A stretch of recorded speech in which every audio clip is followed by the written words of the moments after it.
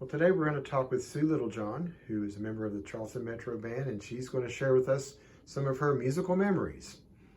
And so first of all, Sue, how long have you been playing? I started on my first instrument in 4th grade, probably around 1967. Wow. And so what instruments did you start out with?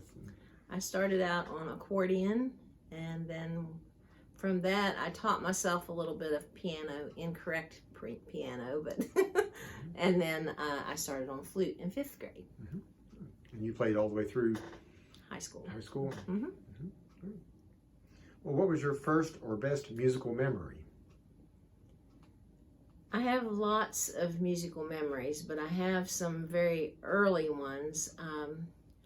Probably my earliest musical memory has to do with my dad. He could sing very well, like the Perry Comos and the Frank Sinatras of the world, and he loved to sing along with those kind of records, and he could do that fancy whistling too. So as a young child, I was fascinated with that, and I'm sure that I inherited my love of music through him. Then the next one is probably when I started playing the accordion in 4th grade. No, the next one actually that was a big influence on me. I can remember 1964, I believe it was, when the Beatles played on Ed Sullivan. And I loved that, and it just made a big impact on me, and it took me probably down the road toward rock music rather than Porter Wagner and Lawrence Welk that my parents loved to watch. So that ignited my love for popular music of that genre.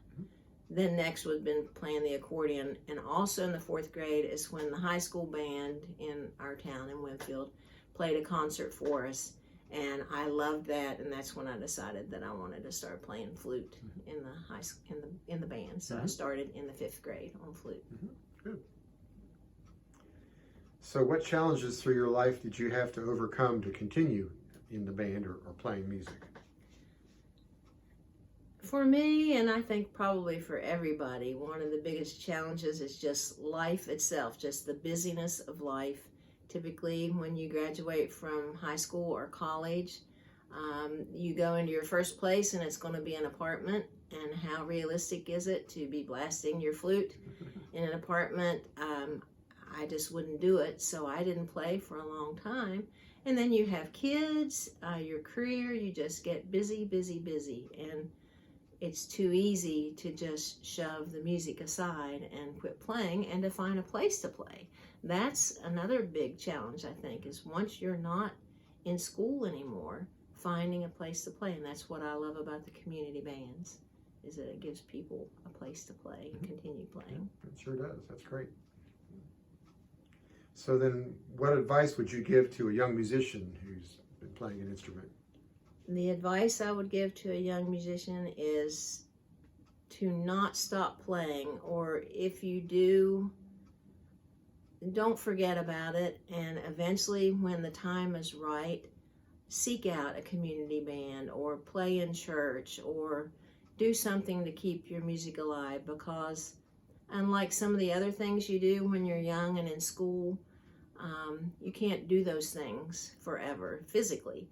But your music, you can play. You can play your instrument until you're 80 or 90 and keep that love of music with you your entire life. So that's my advice, is just to try to keep playing as much as you can. Mm-hmm. Good advice.